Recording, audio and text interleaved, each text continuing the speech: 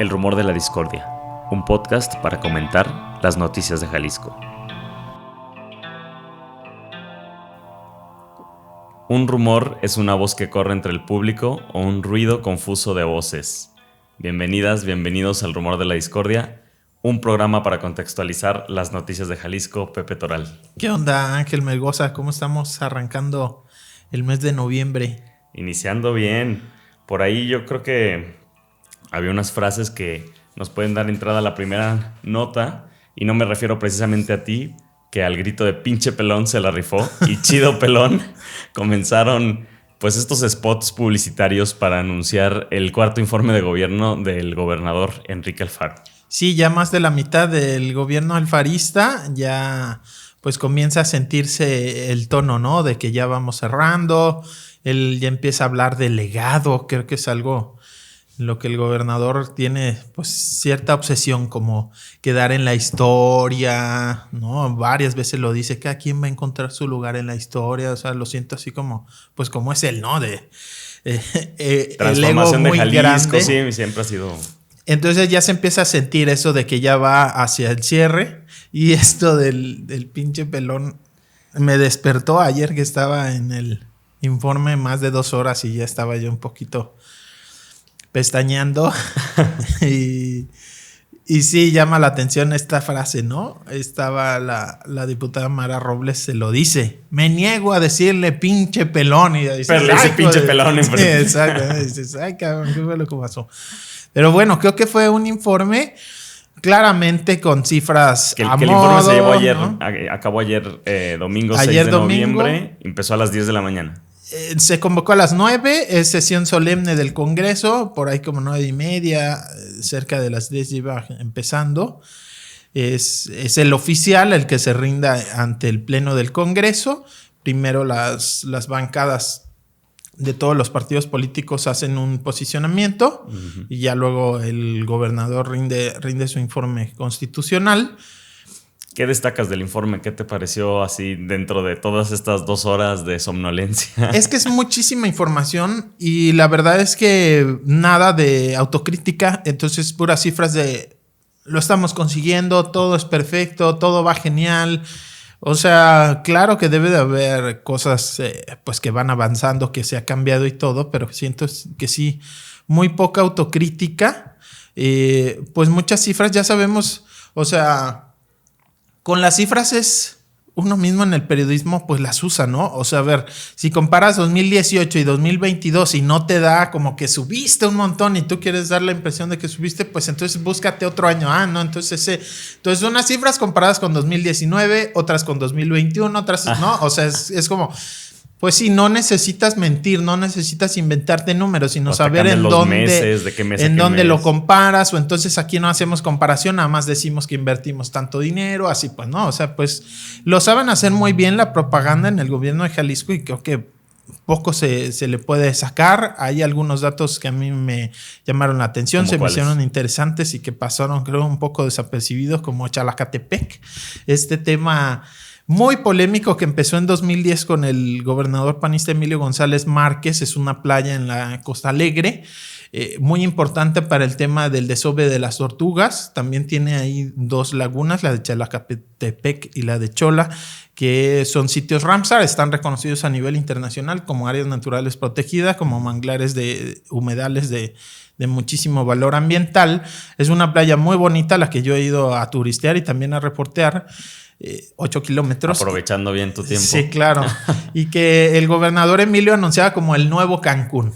Cancún ¿Lo bien compra hecho, ¿no? el Instituto de Pensiones de Jalisco? Hace una inversión compartida con Razaland y otras empresas. Y la verdad es que hubo por ahí unos fraudes con las tierras del ejido, si no me equivoco es José María Morelos, allá cerca de Campo Acosta, es municipio de Tomatlán. ¿Defraudaron a los ejidatarios? Sí, les compraron en 3 pesos tierras. Hubo otras que inventaron que las habían comprado y no existían.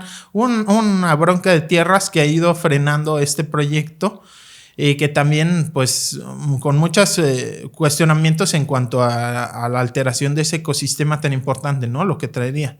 Y pues me llamó la atención que ya el gobernador anunció 80% de avance en la pista que están construyendo ahí como un mini aeropuerto. 80% de avance, y dijo que en los próximos días ya van a abrir el primer hotel. Yo el año pasado fui y no había nada. O sea, estaba como marcado en dónde iban a construir. Había una pequeñita construcción como tipo de muestra, un campamento tortuguero, ahí es zona de tortugas marinas. Pero yo no veía nada todavía construido. Y se acordó ya con los ejidatarios, o sea, ya estaban... Siguen en pleitos, siguen en amparos. De hecho, me acuerdo que hubo alguna sesión en donde se quiso imponer a un presidente de la mesa ejidal y hubo pues casi hasta golpes y todo. O sea, es un tema complicado lo de las tierras, y creo que muy poca atención se pone también al tema ambiental. Uh-huh. Le cambiaron el ordenamiento territorial con el gobernador. El año pasado aparece. Porque son mega hoteles también, ¿no? Como es de la idea. Internacionales. Ajá, es la idea, que sean como hoteles de lujo. Uh-huh. Pero insisto, yo el año pasado no había visto nada. No sé si justo con el cambio del ordenamiento territorial que se dio el año pasado, en donde toda esta área, aunque esté pegadita a 2 áreas naturales, a 2 lagunas de protección internacional, no hay, como le dicen, una franja de amortiguamiento. Entonces pasa de estar la laguna, que es de área natural protegida, a ser urbanizable. Toda la playa, a pesar de que también tiene valor las dunas y pues la playa como tal, como lugar de llegada de tortugas marinas, la hicieron toda urbanizable. Me llama la atención porque de todo el municipio de Tomatlán, si no me equivoco, es el tercero más grande de Jalisco. Es la única parte en donde no le reconocen valor ambiental. Esa playa. ¿no? Sí, entonces pues claro que hay intereses ahí muy fuertes. Y se ha seguido invirtiendo y ahora están anunciando este 80% de avance en la pista. En la pista, y que ya prácticamente se va a inaugurar el primer hotel, y de ahí pues arranca la explotación turística de toda esa zona que se ha conservado ambientalmente. Yo creo que pues se puede aprovechar turísticamente, pero hay que ver cómo, ¿no? O sea, sin chingarte las tierras y sin fregarte las zonas naturales. Pero así como lo están haciendo, pues es muy complicado realmente evitar eso, ¿no? Es una pequeñísima parte que ahí yo dije, ay, ¿qué está diciendo el gobernador en este momento? ¿No? Pues tendrás que irte para la playa a reportear eso. Sí, hay que ir. La verdad vale la pena. Pero creo que lo más llamativo del informe fue esta confrontación que sigue con el grupo Universidad, ¿no? ¿Qué pasó? Que Ricardo Villanueva se sale del informe. Eso es lo que hace nota, ¿no? Al final, bueno. Sí. Y un personaje de la UDG es secretaria de organización del Sindicato de Académicos, Natalia Juárez. Totalmente grupo UDG, o sea, hablando del grupo UDG, de esta cúpula de dirigentes encabezados por Raúl Padilla López, el ex rector. Es decir, no es la universidad, ¿no? Sino es este grupo político de la UDG. Ella que controlan la universidad. Así es, ¿no? Y ella claramente forma parte de ese círculo más cercano.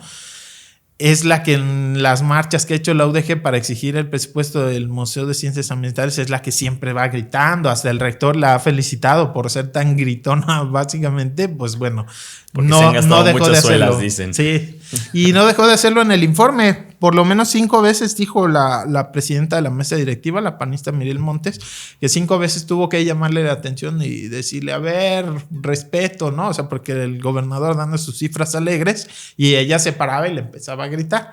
Y en una de esas, bueno, por ejemplo, en los feminicidios se paró a gritarle, ¿no? En varios temas, en lo de la seguridad, obviamente cuando se habló de educación, pero en el momento ambiental, nada más le grita, ¿y el Museo de Ciencias Ambientales? Y el gobernador le responde, de ese no hay dinero, ni va a haber el próximo año. Ni este año ni el próximo. Y eso es lo que hace enojar al rector, ¿no? Que dice, pues lo toma a tono de burla, de forma sarcástica, y no lo va a soportar, y así a medio informe se para y se sale, ¿no? Y ahí van todos también a entrevistarlo. Sí, claro, pues es que te da un momento ahí de confrontación, ¿no? A lo que se refiere son a estos 140 millones de pesos que entiendo que fue en 2021 que se le retiran de su presupuesto a la Universidad de Guadalajara y que iban destinados a un museo de ciencias ambientales que se encuentra ahí mismo en este conglomerado de espacios culturales que está desarrollando ya desde hace mucho tiempo la UDG, ahí pegadito al Conjunto Santander, a la Biblioteca Juan José Arreola, enfrente del Teatro Telmex. Así es, ¿no? Es un museo que ya por lo menos la obra negra ya está. Lo que falta son los acabados y pues la museografía, ¿no? O sea, lo que va a tener el museo como tal. ya es, digamos, el cierre de la construcción, el gasto fuerte de la construcción ya está. Ahora lo que faltaría es pues lo que va a tener dentro del museo, pero es claramente un tema político, porque es todo ese complejo, justo el legado de Raúl Padilla, ¿no? Aunque él ya salió de la rectoría hace mucho tiempo, que fue como en el 96, 94.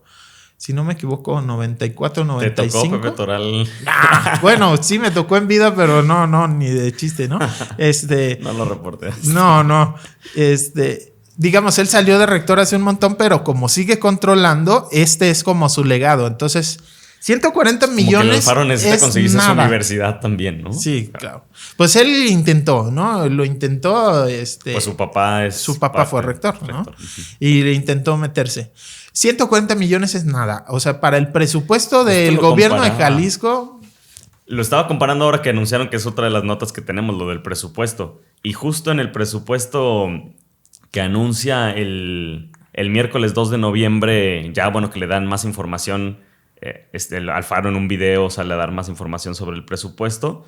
Veo que dice que la Universidad de Guadalajara va a recibir 889 millones más que en 2022. O sea, el aumento es de 889 millones cuando este proyecto pues eran solo 140, digamos. 140 para ese año, ¿no? Que tenía contemplado. Entonces, realmente no es por dinero. O sea, dinero hay en las dos partes. 140 millones en una obra se la avienta el gobierno del estado, así una obra de la ciudad, una unidad deportiva chingona o algo así, o sea, se las pueden aventar de un montón de dinero, ¿no? Estamos hablando que la UDG tiene presupuesto más de 13,000 millones de pesos.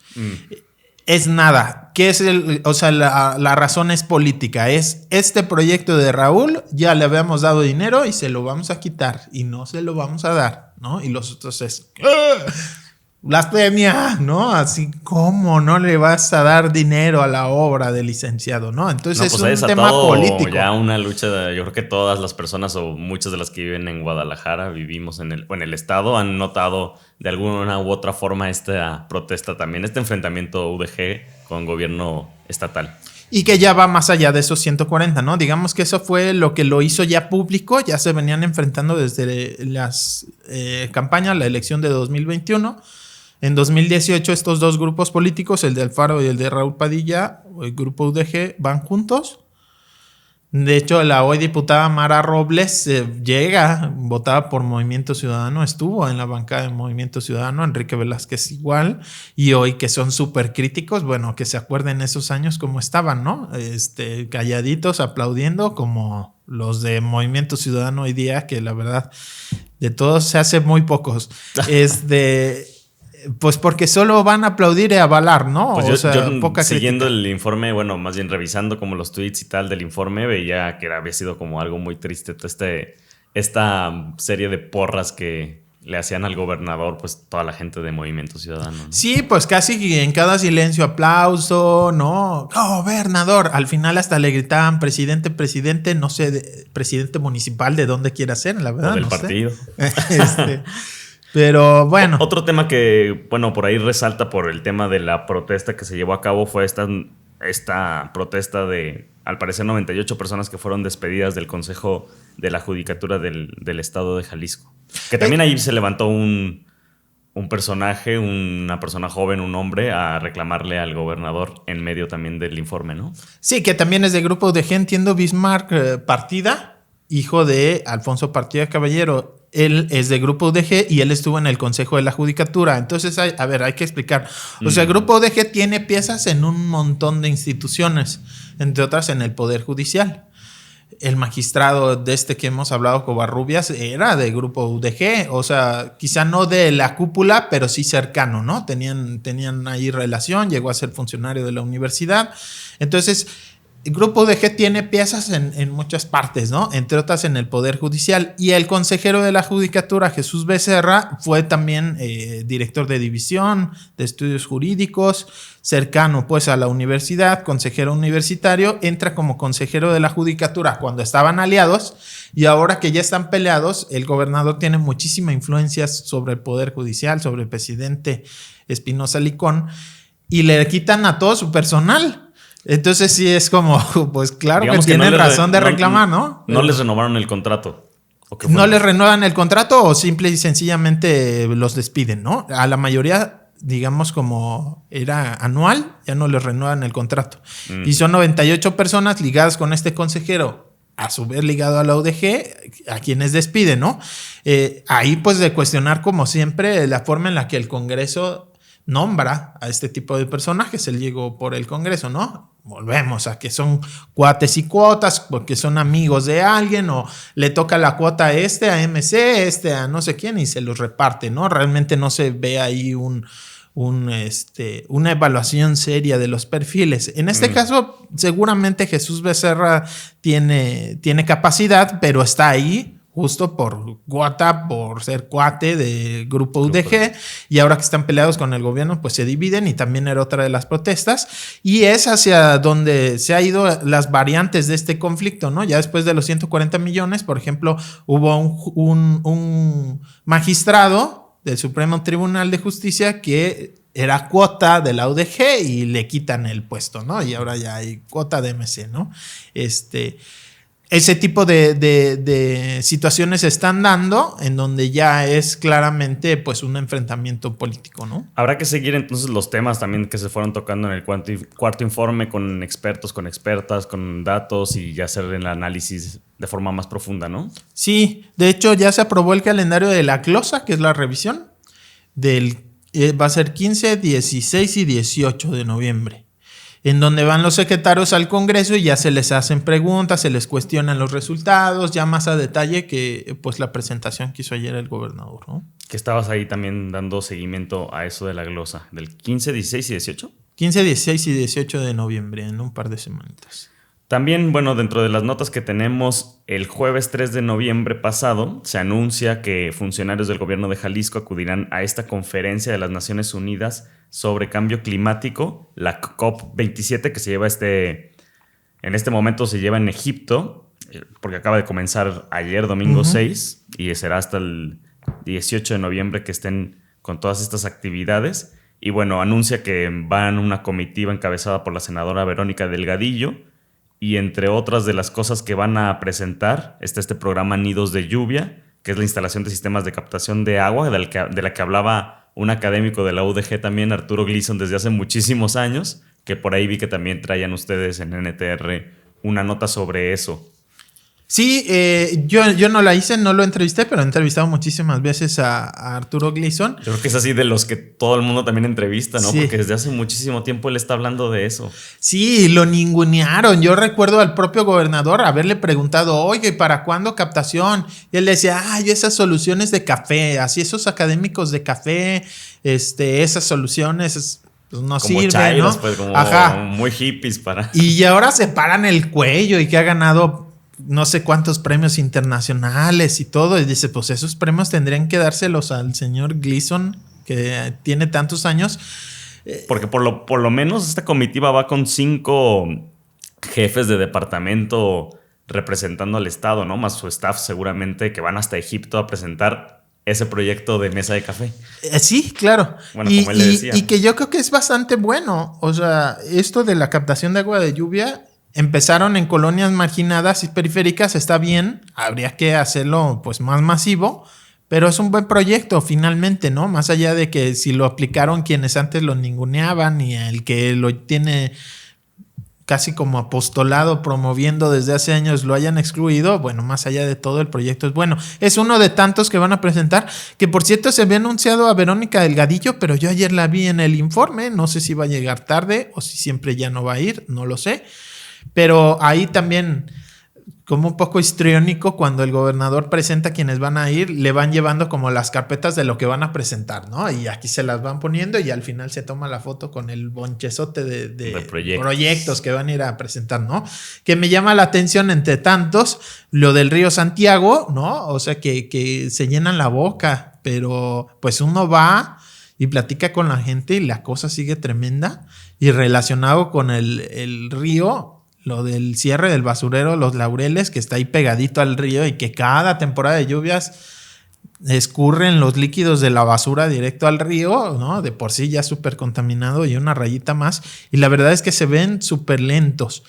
¿Estuviste también cubriendo el tema del basurero? Sí, se cumplió un año del cierre, digamos, de que dejó de llegar basura a este que es el más grande de Jalisco y que ya fue cerrado, pero tenían 2 años trabajando justo en un plan de cierre y abandono. No es nada más como que deja de llegar la basura y ahí dejamos la montaña de basura. Son más o menos como 25 el volumen de basura que tenemos ahí acumulado, como 25 pirámides del Sol. 25 pirámides del Sol. La más grande que hay allá en Teotihuacán, bueno, son más o menos el volumen, como 25 de ellas puestas. Es una a ver si no lo quieren hacer un parque temático o algo. Pues no crean, lo dices de broma, pero se supone que van a hacer un parque ahí, pero tiene que pasar muchos años y tiene que haber muchas actividades. Concluyó el plazo para hacerlo, el calendario, y reportan 27% de avance, una tercera parte. Quisiera ver que vayan y presenten esa información a la ahí, COP27, a ver si es cierto, ¿no? O que lo hubieran presentado allá en la Comisión Interamericana con lo del Río Santiago, reconocer pues que la empresa CAPSA, que es una empresa criminal ambientalmente y quizá también más allá de eso, y que ha tolerado, el gobierno ha sido cómplice, ha permitido que CAPSA haga lo que quiera y que no cumpla con este plan de cierre, que esté pues llenando de basura a otras partes de la ciudad sin ninguna autorización. El responsable principal es Secretaría de Medio Ambiente y Desarrollo Territorial del gobierno de Jalisco. Me gustaría que también eso lo presenten y no nomás lo bonito, pues, ¿no? Pues aquí como en este nivel local, a mí lo que me llama mucho la atención es cómo funcionan al final estos encuentros internacionales, ¿no? Porque estamos hablando de este gobierno que tiene muchísimos matices en sus proyectos y que van a ir a presentarlos, pero ¿quién va a estar ahí para ponerles la nota crítica, ¿no? Como un poco como en el informe. Claro. Y entonces estos grandes eventos también están otros grandes, desde estos chiquititos que son estatales de un gobierno ahí en México, hasta un montón de gobiernos internacionales que también están dándose voz entre ellos, ¿no? Para hablar de sus proyectos. Dándose palmaditas unos a otros, ¿no? Y decir que va a ir todo bien con el cambio climático, pero los cambios, ¿no? Los golpes de timón que debería de haber en el tema, yo creo que ni a nivel internacional, ni nacional, ni estatal se están dando. ¿No? El presupuesto para el año 2023 se presentó este miércoles 2 de noviembre. Ya decíamos, bueno, desde la noche creo que del martes se había presentado, al final acaban dando los detalles un poco después. Uh-huh. Creo que lo que más se resalta es que el presupuesto tiene unos ingresos totales que se calculan en 158,630 millones de pesos, que esto significa que son un aumento del año pasado de este año al próximo año de 21,000 millones. Y por ahí decía Enrique Alfaro que este aumento será destinado a sus proyectos estratégicos, que son educación, que son en temas de educación, salud, seguridad, gasto social e infraestructura carretera. Es normalmente como está repartido, ¿no? Como una tercera parte del presupuesto es para educación. El sueldo de los profesores, la atención de las escuelas, en eso se va prácticamente la tercera parte del presupuesto. Luego salud, ¿no? Igual, ¿no? O sea, el gasto de operación de los hospitales, de las clínicas, de tantos y tantos doctores. Entonces, digamos, es difícil que de un año a otro cambie así como el reparto general, ¿no? La cosa ahí es como los detalles. ¿Qué detalles a ti te empezaron a llamar la atención? Pues porque son temas que me interesan y luego también me los encargan en el periódico. A mí me tocó checar lo ambiental, ¿no? Por ejemplo. Y a mí me gusta más que revisar el total de las dependencias en el documento del presupuesto de egresos, que es grandísimo, son un montón de documentos y demás, muchas formas de presentar la información y en todo. Hay una sección que se llama anexos transversales. Y esos están muy interesantes porque son, digamos, información sobre temas con las partidas presupuestales y los programas concretos y cuánto dinero tienen de cada dependencia. Entonces, por ejemplo, hay uno de personas desaparecidas y no es nada más la Comisión de Búsqueda de Personas y la Fiscalía de Personas Desaparecidas, sino también, por ejemplo, ahí hay un proyecto de la Secretaría de Educación para dar talleres psicosociales a víctimas de indirectas de la desaparición, hijas, hijos de personas familiares, que en la escuela se les dan estos apoyos psicosociales, ¿no? Entonces... Y el apoyo lo recibe la escuela. Digamos que la Secretaría de Educación tiene esa partida especial para aplicarla con pues formadores, con psicólogas que van a darle atención en la escuela a estudiantes víctimas de la violencia. De acuerdo. Entonces, digamos, en ese anexo no se cuenta el gasto de las gasolina, de las rentas, sino es tal cual para proyectos específicos sobre temas de desaparición, cuánto se le va a aportar y qué dependencia. Y es de cualquier dependencia, no nada más de las que tratan ese tema. Entonces se me hace eso, compararlo bien interesante, porque ahí ya estás comparando programa con programa. El año pasado cuánto dinero tenía y este año cuánto tiene. Sube o baja, hay nuevos proyectos, hay viejos proyectos, hay unos que desaparecen, otros que aparecen y demás, y no es nada más como en las dependencias específicas, ¿no? Entonces, a mí se me hace bien interesante analizarlo ahí. Hay anexo transversal para la violencia contra las mujeres, para el cambio climático, para lo del Río Santiago, para participación ciudadana, digamos, hay muchos temas. Entonces, pues uno puede, digamos, sin batallar tanto, ver los temas que te interesan y saber qué proyectos traen, y luego si lo comparas con lo del año pasado, pues qué nuevos proyectos, a qué le bajaron recursos, a qué le subieron y demás, ¿no? Yo así en esa revisión, por ejemplo, me encontré que para el Bosque de la Primavera le estaban mochando dinero a las brigadas que combaten incendios, por ejemplo. A la Secretaría de Salud tenía una partida para atender enfermedades y afectaciones del cambio climático que le mocharon un montón. A la Procuraduría Estatal de Protección al Ambiente, que es la que hace las vigilancias, en el del Río Santiago, le mochan a la mitad, hacia la mitad del dinero que tenía para hacer inspecciones en la zona, ¿no? Que era justo uno de los temas que hablábamos, ¿no? De lo que era necesario hacer. Exacto. Entonces ahí hay cositas que ahí sí brinca, pues, ¿no? Que claro. Si lo ves desde fuera, o sea, como a nivel, desde arriba, digamos, ¿no? Como a nivel macro, pues pareciera que no hay muchos cambios o inclusive que hay aumentos importantes para el tema ambiental, pero ya así con lupita viendo las partidas, los programas, sí puedes encontrar cosas interesantes que criticar o que aplaudir, ¿no? Por ahí uno de los temas que saltó a la luz y gracias a los colectivos fue el del tema de desaparecidos. Héctor Flores, que es vocero del colectivo Luz de Esperanza, criticó que el gobierno de Alfaro pretenda gastar más de 300 millones de pesos en su imagen y en comunicación social, en este conjunto de partidas que ya mencionabas, mientras que para la búsqueda de más de 15,000 personas desaparecidas se le destinará algo así como 126.8 millones de pesos.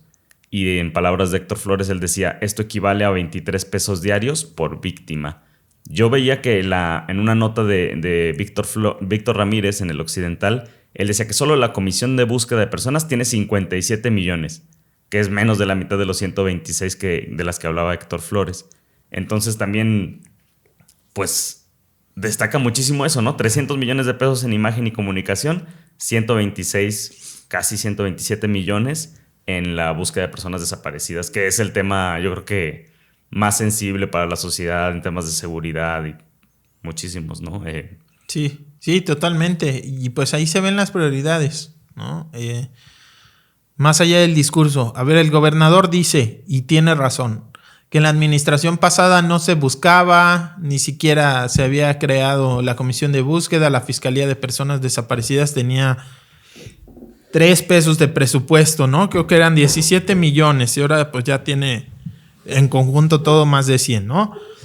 Pero eso no quiere decir que se esté invirtiendo lo suficiente. Quizá nunca va a ser suficiente, pero hay otros temas no prioritarios que sí tienen un montón de recursos, ¿no? La Agencia Estatal de Entretenimiento ahora le bajaron el presupuesto. Yo dije, ay, ¿hasta qué? O sea, porque pues eso no es prioridad. Sí que bueno promover el turismo y que haya conciertos y lo que tú quieras.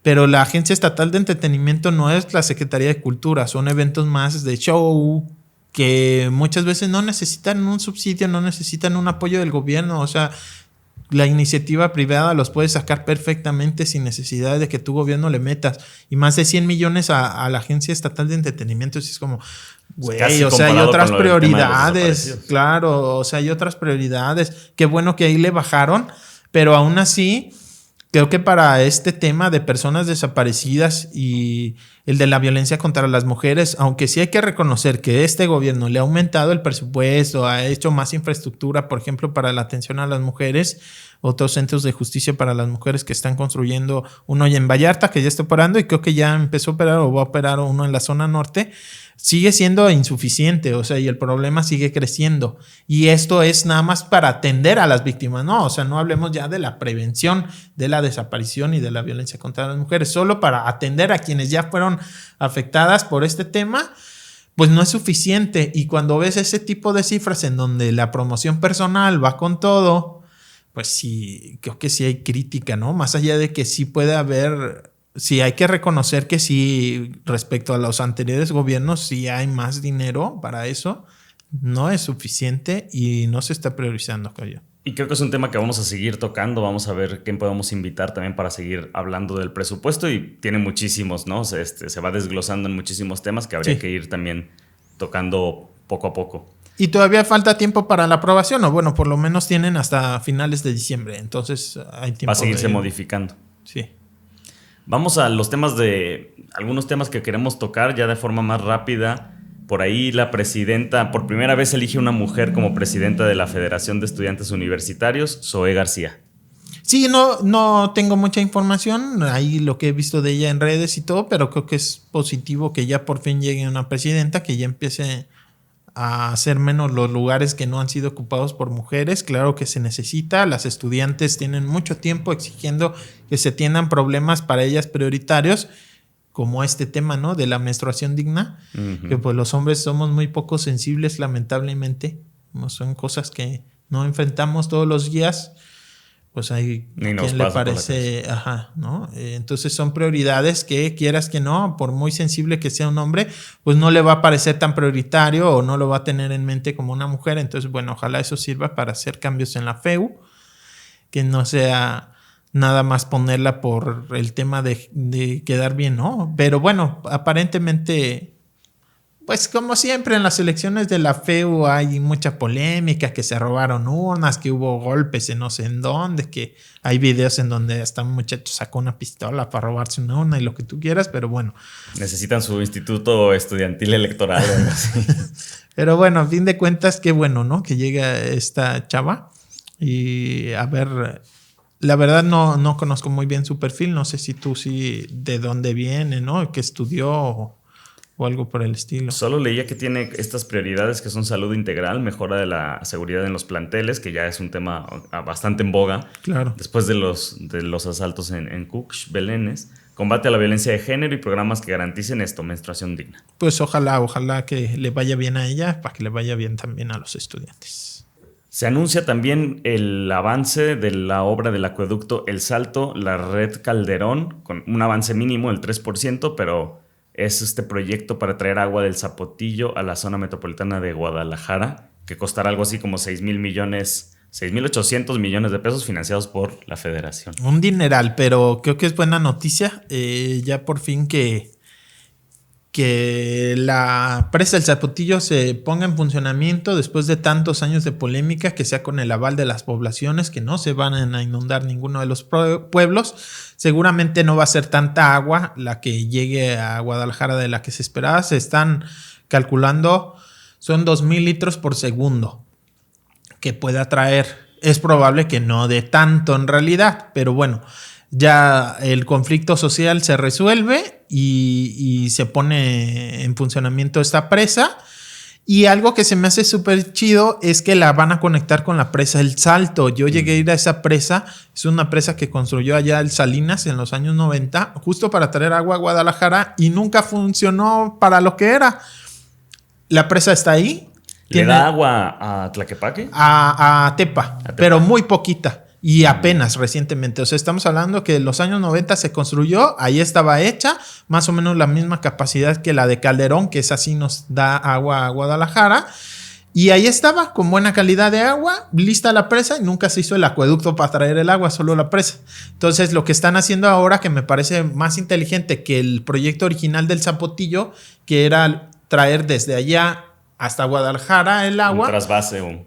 Era... hacer otra presa, que no sé qué vaya a pasar con esa presa, por cierto, la que está acá en la barranca de Huentitán. Se me fue ahorita el nombre de esa presa, pero bueno, es otra presa que iban a hacer ahí en la barranca de Huentitán para ya subir el agua. Allá a la altura de Arcediano, pero tenía otro nombre, ahorita me acuerdo. El caso está en que ahora más bien van a conectar al Zapotillo con la del Salto, que está en Valle de Guadalupe, y luego esa del Salto con la red Calderón, que ese ya funciona para Guadalajara. Entonces ya no tienes que hacer nueva infraestructura para traerlo a Guadalajara porque eso ya existe. Entonces, digamos, antes había 2 presas ligadas en Zapotlanejo que nos traían agua a Guadalajara. Ahora lo que vas a hacer es estas otras 2 presas, la del Salto y el Zapotillo, unirlas todas. Entonces van a ser ya 4 presas de los Altos que nos traen agua.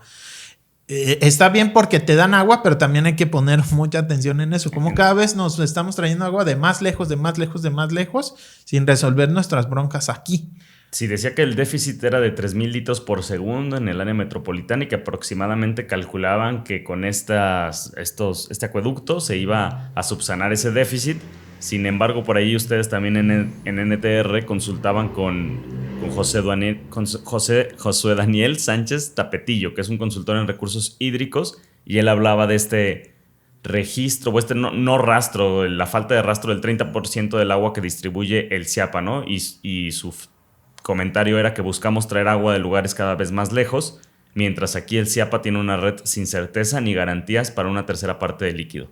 Tal cual, ¿no? O sea, necesitas agua y te la traes de otros lados, y eso también significa despojar de agua a las poblaciones.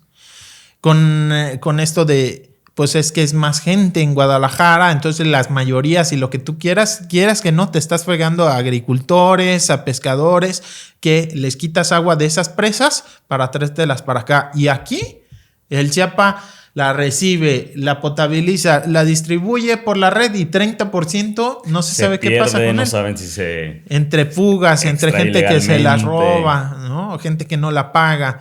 Entonces dices, a ver, primero resuelve tus problemas. También hay mucho desperdicio de agua en la ciudad. Hay manantiales en la zona del Cerro del 4, también acá hacia Colomos, que brota allí el agua limpia y se va al drenaje directo. O los tapan, construyen encima y todo, ¿no? Entonces es como, a ver, primero tú haz un uso eficiente del agua correcto aquí en la ciudad antes de pensar en despojar el líquido en otras regiones. Pues por lo pronto llevan el 3% avanzado de este acueducto. Pues es una buena noticia, ojalá acaben pronto. Vamos con el tema de López Mateos. Se buscaba resolver el problema de congestionamiento vial y por ahí el presidente de Tlajomulco, Salvador Zamora, informa que su gobierno pretende construir una línea de BRT, que son estos autobuses de tránsito rápido como el Macrobús, para conectar toda la zona del sur. Pues qué bueno, ¿no? Que vayan olvidándose de ese segundo piso, ¿no? O sea, que era absurdo, aquí lo llegamos a hablar, o construir una nueva avenida por el Bosque de la Primavera. Una tontería, francamente, así lo pienso yo. Entonces, bueno, qué bueno que estén pensando en transporte público masivo. Todo el mundo quisiéramos que fuera el tren ligero, pero bueno, es caro, es complicado, lo que sea. Creo que se puede empezar bien. No es tanta inversión. Si hacen las estaciones más pequeñitas, un poquito más modestas. Ajá, se puede hacer sin una inversión tan grande, aunque luego la gente que vaya en carro se moleste. Bueno, creo que es bastante sensato destinar un carril exclusivo para el transporte público, sobre todo con un problema tan grande de movilidad como el que tienen ahí en López Mateos. Y hablando de tren ligero, la Auditoría Superior de la Federación reconoce nuevas irregularidades millonarias en la construcción de la línea 3. Yo por ahí traía un dato que en los 6 años de obra de 2014 a 2021, las observaciones que ha hecho la auditoría ascienden a un total de 1,851 millones de pesos de irregularidades, ¿no? Que habría que los van aclarando también.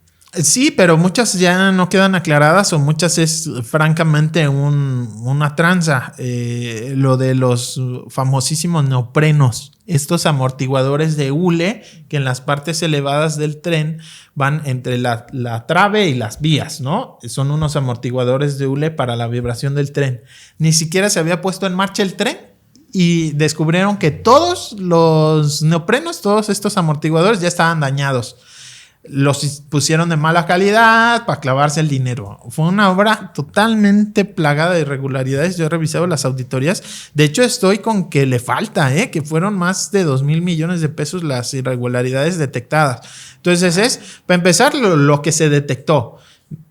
Vamos pensando que si fueran 1,800, es un dineral. Estamos hablando que el UDG y el gobierno se pelean por 140. Aquí es más, o sea, casi 2,000 millones de pesos. Es muchísimo dinero. Y ojo, que en muchas de esas irregularidades está involucrada la empresa que ahora está construyendo o va a construir la línea 4.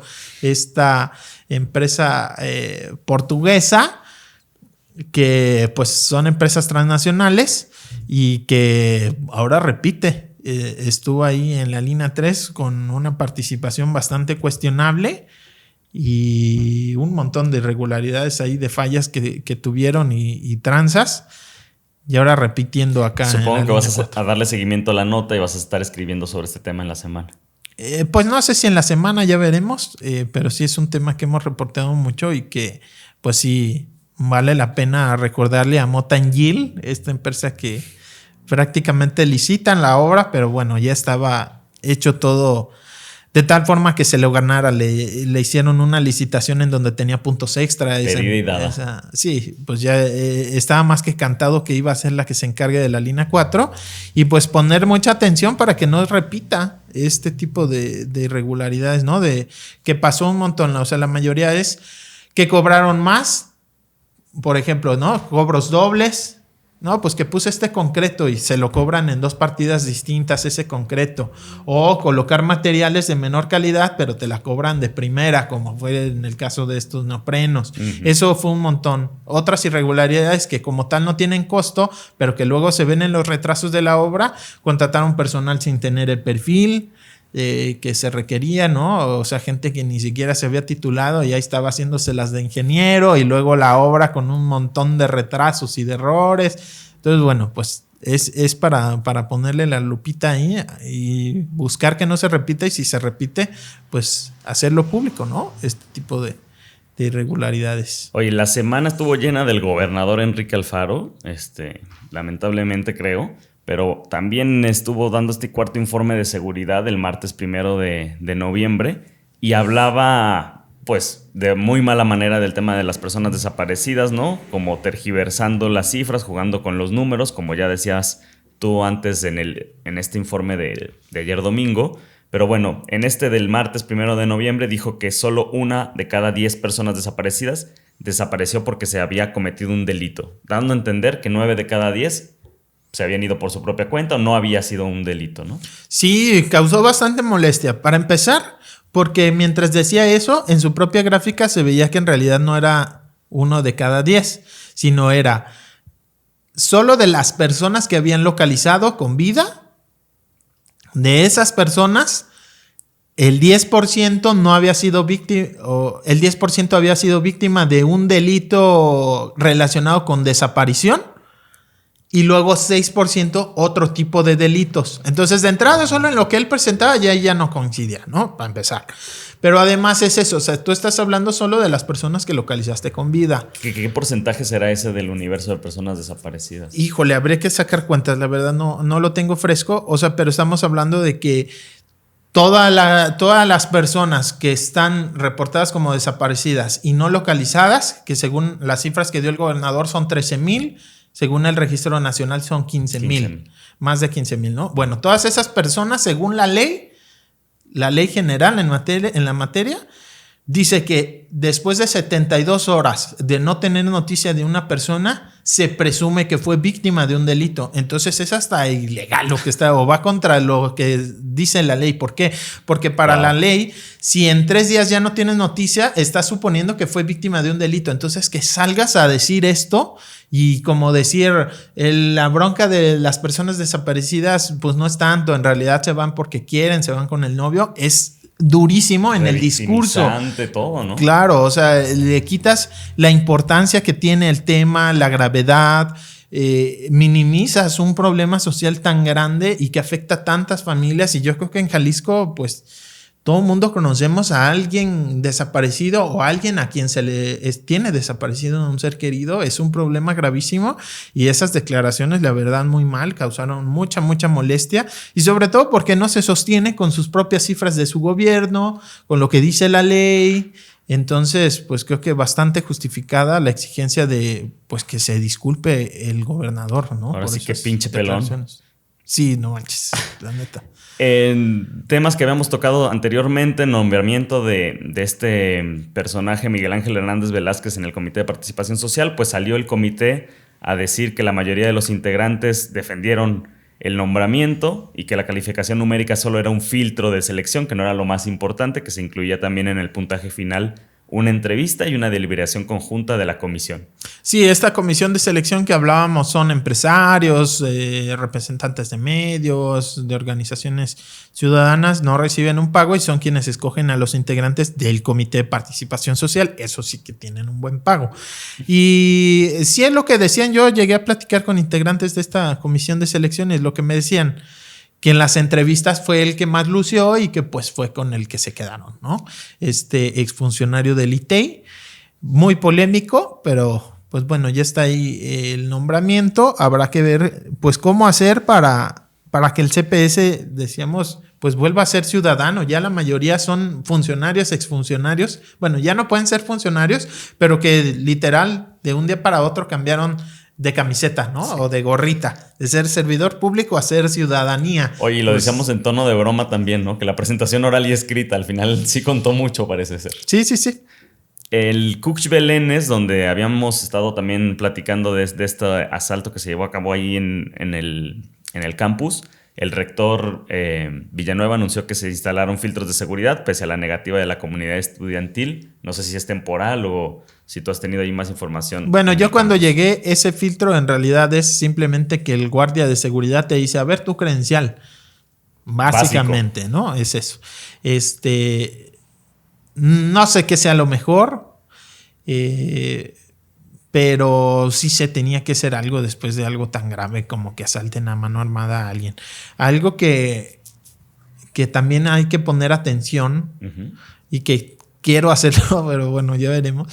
En la parte de atrás del Cuch Belénes hay un arroyo, un cauce, hay un río y que está olvidado y queremos pues como recuperarlo, ¿no? La comunidad estudiantil o apropiarnos de ese espacio para que no se lo terminen de fregar. Y en esa parte de atrás, que está en el olvido, es la realidad, hay agujeros, te puedes meter al campus por ahí.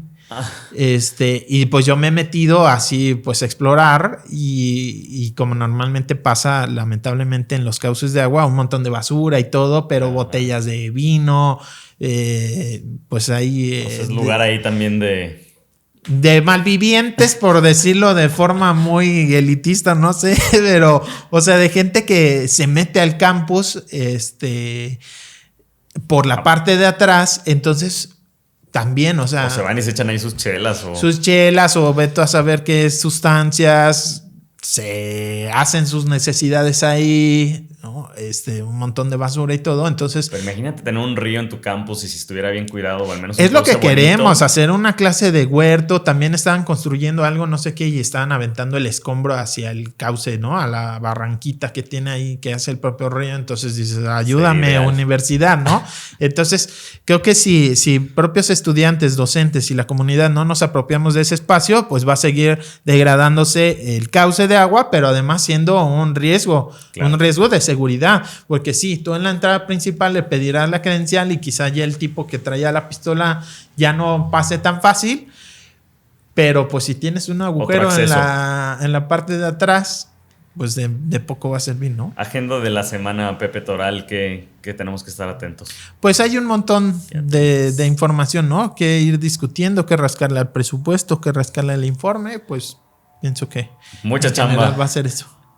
Por ahí nos mandaron un libro, El rumor de la discordia, rumor con H, en tono de humor, de Fernando Barba. Gracias, Fernando. Si nos quieren seguir mandando sus comentarios, regalos bien, y críticas, bien aceptado. Estamos ahí disponibles en redes sociales. Se reciben, ¿no? Con mucho gusto y que nos sigan comentando. Esperemos que les guste. Tratamos de ser más breves, ojalá lo hayamos logrado. Pues buena semana. Gracias, muy buena semana. Hasta luego.